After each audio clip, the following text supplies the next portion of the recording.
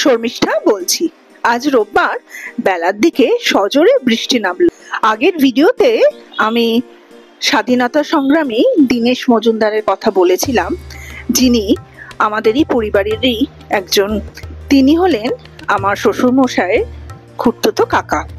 টেগটকে হত্যা করার চেষ্টা করে ব্যর্থ হয়েছিলেন বসিরহাটে দীনেশ মজুমদার, কিন্তু চন্দননগরে পুলিশ কমিশনকে হত্যা করার সময় তার গুলি লক্ষ্যভ্রষ্ট হয়নি। পালিয়ে বেড়াচ্ছিলেন কলকাতায়, ধরা পড়ে গেলেন। 1934-এর 9 জুন আলিপুর জেলে যখন তার ফাঁসি হয়, তখন তার বয়স মাত্র 27। রোববার দিন সন্ধ্যাবেলা একটা ফ্যামিলি গেট টুগেদার ছিল ছোট করে। সেখানে গান বাজনা খাওয়া দাওয়া সবই হলো। গানের কিছু অংশ আপনাদের জন্য আমি ফিল্মবন্দি করেছিলাম, একটু ভাগ করে নিচ্ছি। আগুনের কি দাম বলো, লাজে যদি আগুন ঢাকে, রূপের মিথ্যে গরম অমন যদি বিরূপ থাকে। আগুনের কি দাম বলো, লাজে যদি আগুন ঢাকে। কবে আর কবে আর কবে আর আসবে সময়, আসবে ভালো, আসবে ময়ূর পঙ্খী ভেলায়।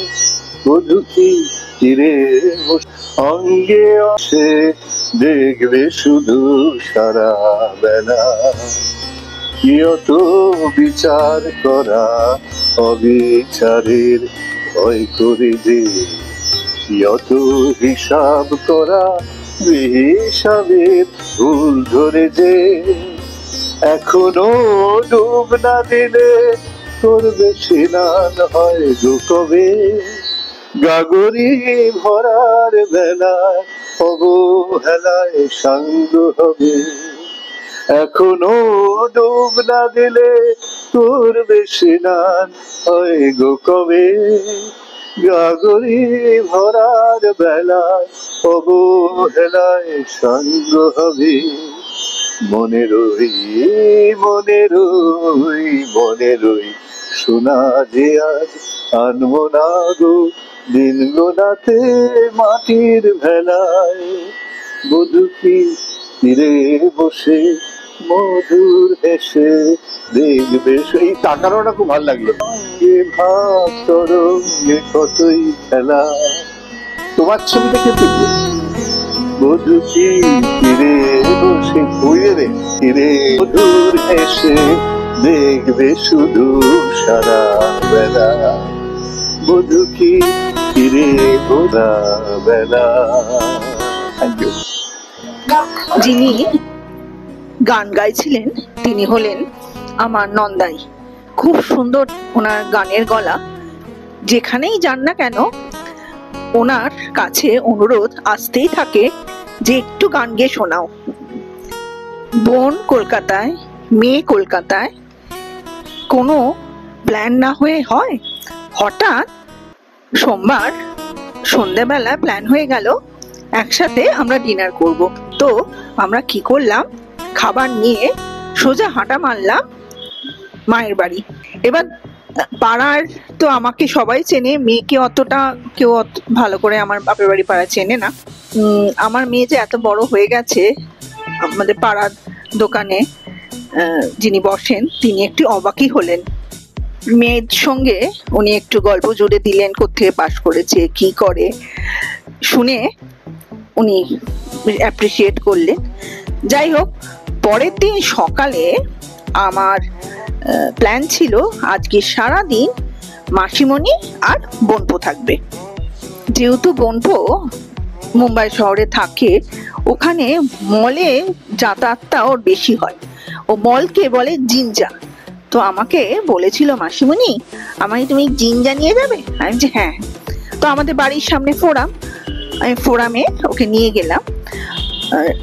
ওখানে একটি খেলার জায়গাও ছিল বাচ্চাদের, কিন্তু ওই খেলার জায়গায় ঢুকতে গিয়ে তার ধাক্কা খেলাম। দেখি 1 ঘন্টায় চার্জ হচ্ছে 700 টাকা। তারপর আবার কিনতে হবে মোজা, মোজার দাম 100 টাকা।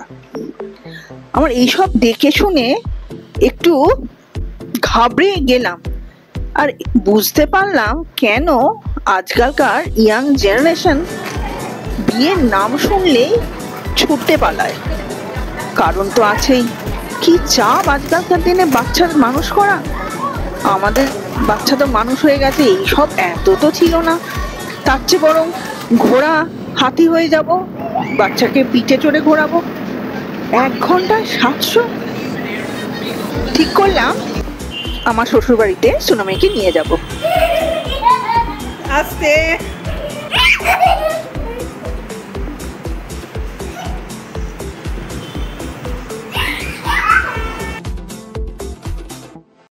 দিদিও আছে, দিদি ওয়ার্ক ফ্রম হোম করছে। দিদি জানতো না ভাইকে নিয়ে আসছি।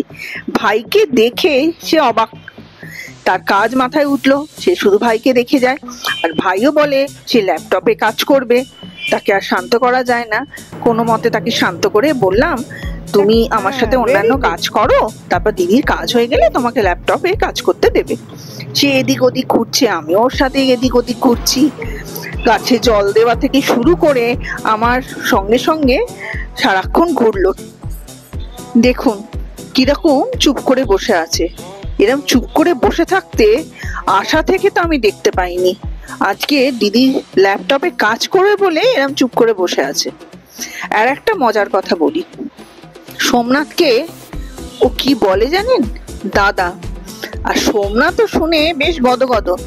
দাদা বলছে মানে সুনামির চোখে ও ইয়াং। কে না ইয়াং থাকতে চায় বলুন? অবশেষে সুনামি তার কাঙ্ক্ষিত ল্যাপটপ পেয়েছে, সেও কাজে বসে গেছে দিদির মতো। ও ডিস্কো ডান্স, বাবা তুই সব জানিস রে? হ্যাঁ, ভালো লাগছে। এটা কি ডিস্কো ডান্স?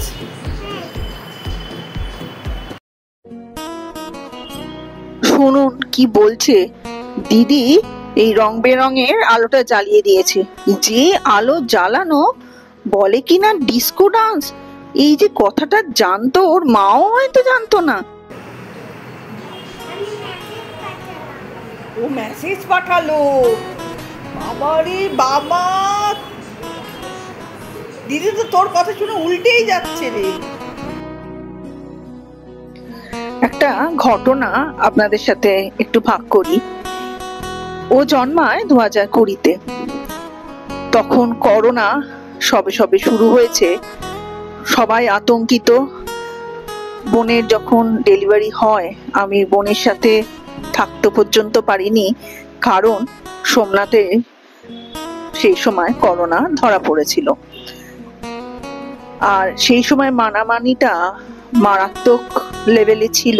বাড়ি থেকে বেরোনো তো দূরস্থ, যাওয়ার কোনো উপায়ই নেই। বোন একাই সবকিছু হ্যান্ডেল করেছিল।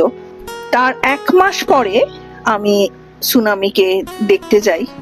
তারপর 1 মাস আমি টানা সুনামির সাথে থাকি। ফিরে এসেছিলাম, তার কিছুদিন বাদে আবার গেছিলাম যখন, তখন দেখি আমার কোলে আসতে চাইছে। এসে মারাত্মক সে কান্না, মানে কি কান্না, আমি তো রীতিমতো ভয় পেয়ে গেছিলাম। আমি বললাম, আমাকে হয়তো চিনতে পারছে না, বোন তুই নিয়ে নে। আমার কোল থেকেও যাবে না। জানেন কিরম অদ্ভুত কাণ্ড বলুন। আমার তখন কিরম মনে হয়েছিল আমি ওর সাথে 1 মাস থেকে যে চলে গেছিলাম, তার অনেক দিন বাদে আবার ওর সাথে যে দেখা করতে এসছি না, ওই অভিমান থেকেই বোধহয় ও কেঁদেছিল। যখন ও কাঁদছিল আমার কোলে উঠে, তখন আমার খুব মন খারাপ হয়েছিল যে আমার কোলে উঠে কাঁদছে, আমাকে চিনতে পারছে না। কিন্তু এখন ভাবি, মাসিমণি যেখানে থাকবে ও কাউকে চিনতে পারবে না। Hi, how are you?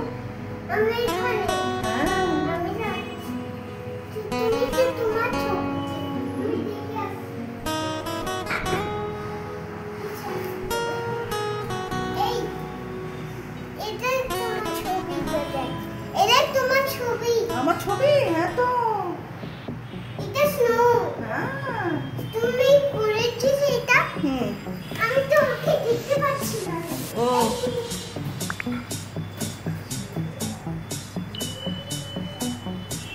High hello আমি ডেকোরেশন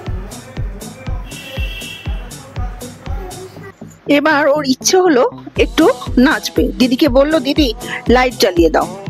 দিদিও লাইট জ্বালিয়ে দিল। সে নাচলো, কিন্তু 1 মিনিটের জন্য।